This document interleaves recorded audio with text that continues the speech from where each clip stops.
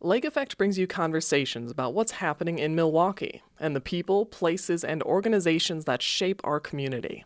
This is Lake Effect Spotlight from WUWM, Milwaukee's NPR. Spring is in the air, which means nest making season is upon us.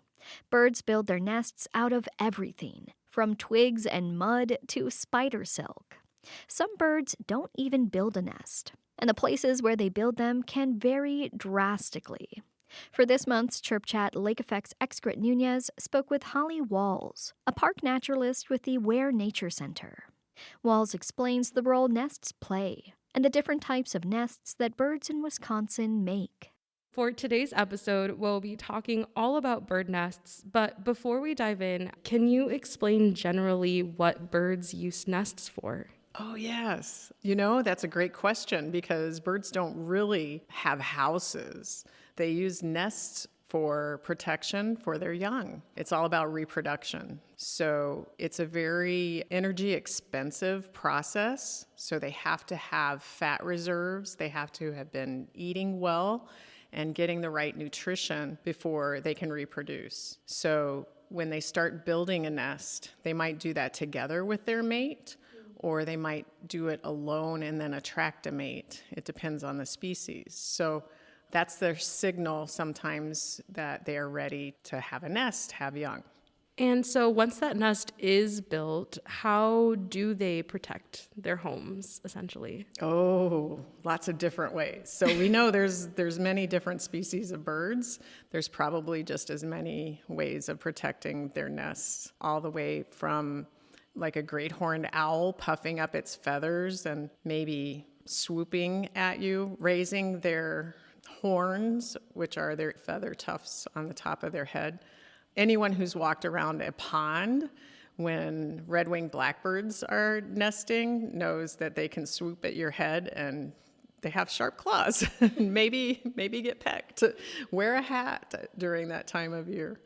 And some other ways are like a shorebird, like the killdeer, will pretend to have a broken wing and draw the predator away from the nest, making noises, making alarm calls so that it draws the predator away from their nest, which is basically just their eggs on the ground. Yeah, I didn't know that about killdeer. I did know that about red-winged blackbirds. And I actually met a birder once that goes out birding with a helmet on to protect their head from the dive bombing. So as we'll learn, there are dozens of different types of nests. But I guess why is that? Why don't birds just stick to using sticks? Great question. I think the biggest reason is because birds evolved in different places and in different ways.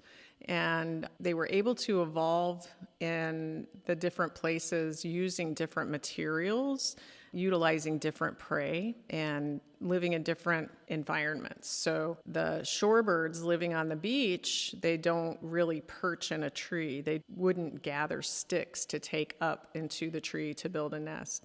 So instead, they lay their eggs on the ground, and their eggs are camouflaged into, for instance, rocks around the beach or the sand. And then you move into a forest area and you have robins who have access to mud and worm castings and grasses and twigs that they use to build their nest. So different habitats warrant different types of nest building. Yeah, adapting to their environment. And so, similar to the Wehr Nature Center and many different nature centers, there are also bird boxes around. What is the purpose of a bird box? Is it just an alternative to using a nest? Yes. Nest boxes can be an addition on your property if you don't have tree cavities that a bird can come along and use. Of course, you want to look and find out what type of birds are visiting your yard before you put up a certain type of nest box. You wouldn't put up a wood duck nest box if you don't have water nearby. And you want to make sure that you have the right type of nest box for the bird that you're trying to attract. Some birds cannot fit through a certain size hole, for instance. And you might want that to exclude certain birds from nesting in your nest box. You may not want to have house sparrows nesting in your yard if you're trying to attract wrens, for example, or if you're trying to attract chickadees. So there are certain different type holes that you want to have in your nest box. Absolutely. And since we are talking all about bird nests, I do think it's important to emphasize that people should leave nests alone. It's nice to admire, but can you speak to that? Yes, I can. I mentioned earlier that it's very energy expensive for birds to lay eggs and reproduce in general. So if you do see a nest, it's okay to look at it a little bit, but when you repeatedly come back to a nest, there are certain types of predators that actually follow human scent. Cats and canids, like coyotes and dogs, they could, eat the birds in the nest just because you had walked there. So it's a good idea to not revisit a bird nest once you've seen it. And the Migratory Bird Treaty Act says that without a permit, we cannot possess or move or destroy bird nests. So birds are protected, so their nests must be left alone. Well, I would love to dive into some of the common types of bird nests. And I want to start off by asking you if you could describe a cup nest. Yeah, so a lot of birds build cup nests. The cup is shaped by the female bird's body. It is fashioned that way so that the eggs are kept warm enough and most protected. Birds like goldfinches and northern cardinals and American robins, they all build cup nests, but they all use different types of materials according to where they live. The goldfinch, they live in the grassland, so their cup nests are made out of plant fibers and different types of downy seeds. And northern cardinals build cup nests out of twigs in the forest as well. So when I like to think about cup nests too is, you mentioned all of these different types of birds is also like the varying of sizes of birds. It's not just, medium built birds. I think of like ruby-throated hummingbirds. Do they build cup nests? They do. I was fortunate enough one summer to see a hummingbird building her nest. Oh, how cool. And the way I noticed it was there was a branch of an evergreen tree that was moving back and forth in the air, and there was no wind. And I thought, what is going on? So of course I had my binoculars. I was sitting outside and I looked over there, and it was a hummingbird tugging on a spiderweb. Wow. And I followed the hummingbird as it flew over my head, over to a tree, and she was building her nest. They start with thistledown or cattail down or dandelion fluff, and then they hold it together with spider webs and possibly even pine resin. And then they build it around themselves as they're sitting in the nest. So she would sit and then put the nest materials around her and mold it with her wing and with her neck until it resembled a cup. That's amazing. And then it's almost like they decorate them with lichen and moss and different colorful greens on the outside. And the outside of the nest is stretchy so that when the young get bigger, it holds them in like a stocking. They're so smart. They are. Well, let's talk a little bit about weaving nests. You mentioned them earlier. Yeah, tell me a little bit about how those are built. Yeah, so red-winged blackbirds, I like to find their nests because they're really just kind of hammocks hanging over the water. They build them with wet vegetation, grasses, cattails, anything that's been soggy for a while, and they weave it in between plants that are in the water or very close to the water. As those plants dry, it just holds into a great little hammock, little nest that she can sit in and disappear. The female red-winged blackbird is brown and speckled and not at all like the male. She just is so camouflaged, she blends right in. Wow. Another nest that I for the first time saw last year, maybe I've seen them before but never really noticed them, was a mud nest. Can you tell me a little bit about those? Now, was this mud nest on a building? It was. Okay, so we're probably talking about a barn swallow.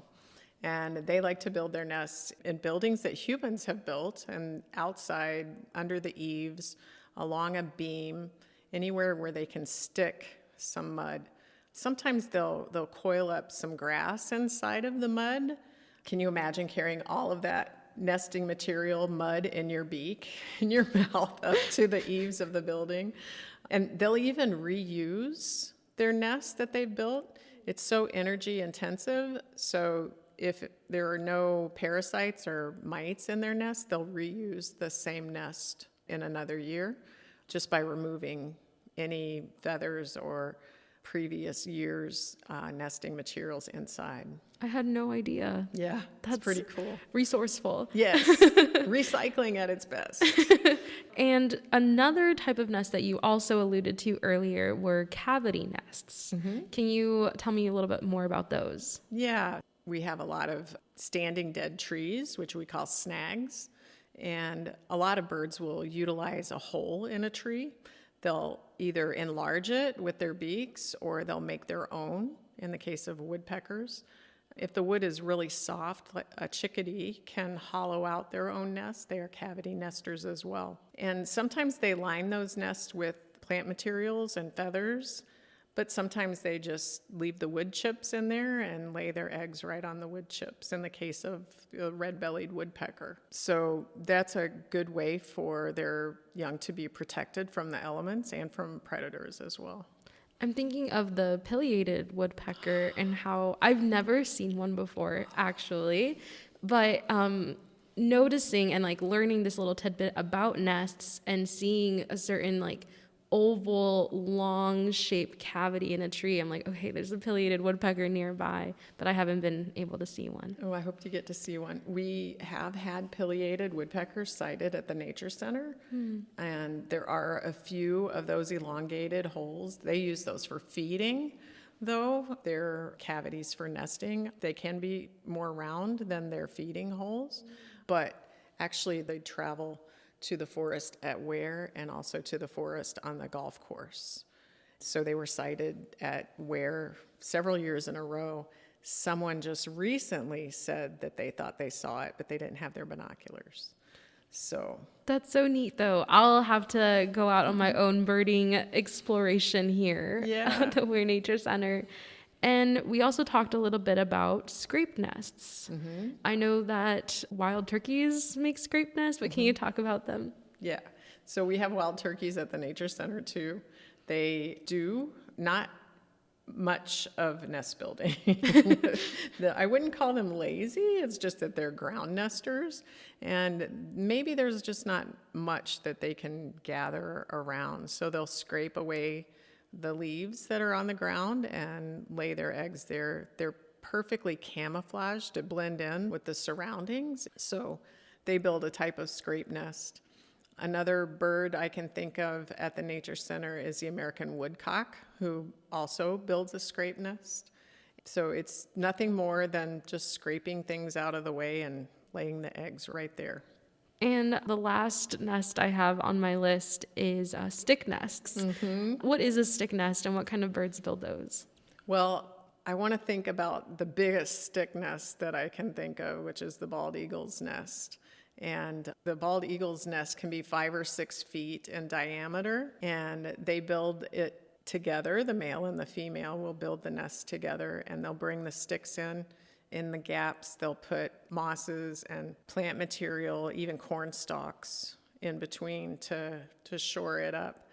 And some of these nests are so big. There's one that I know from St. Petersburg, Florida, because I used to live there, that weighed over 300 pounds. Oh my God.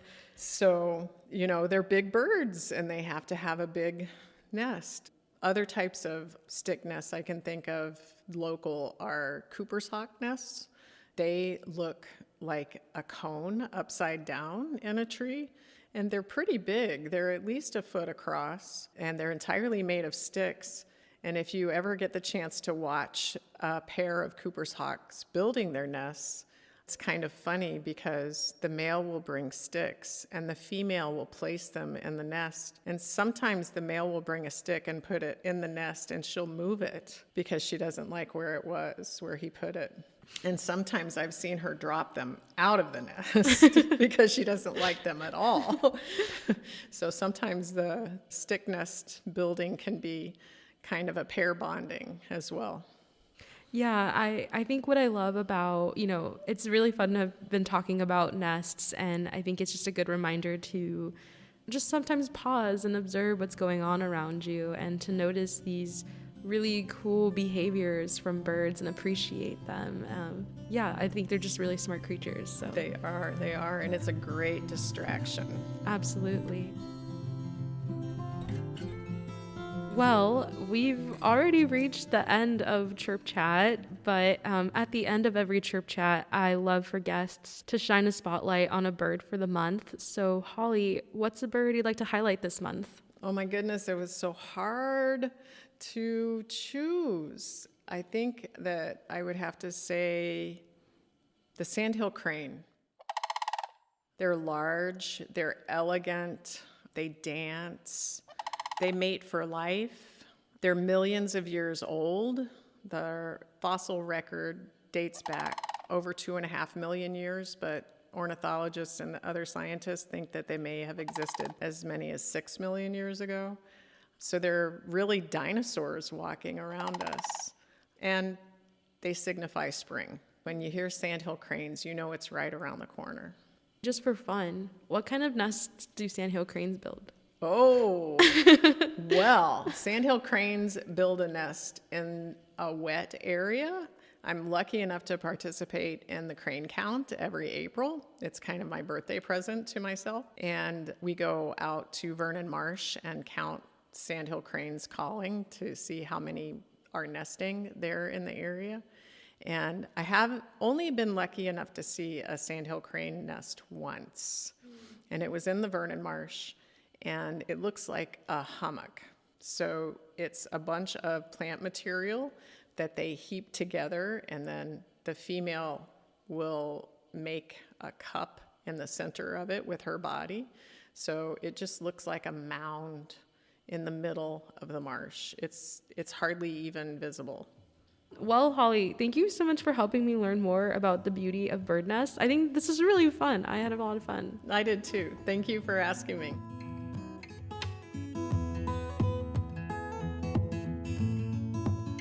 Holly Walz is a park naturalist with the Wehr Nature Center, which is a division of the Milwaukee County Parks Department.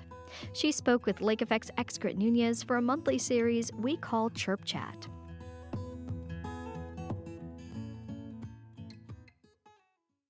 You can find more interviews like this one by visiting wuwm.com/lakeeffect. And while you're there, subscribe to the Lake Effect Spotlight podcast.